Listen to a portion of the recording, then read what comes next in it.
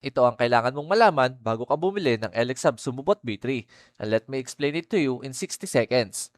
For LXUB Sumubot B3, ganito lang siya kasimple. For design, compact at low profile lang ang katawan niya. Solid ang chassis at sakto lang ang lapad para sa maximum stability sa arena. Mababa ang center of gravity kaya hindi madaling matulak palabas. For motors, equip ito ng high-torque DC gear motor na mabilis pero kontrolado. Malakas ang tulak, perfect para sa aggressive pushing at mabilis na recovery kapag nagkamali ng pwesto. For wheels, high grip silicone wheels kaya kapit na kapit sa doho. Mas konting wheel slip, mas consistent ang galaw.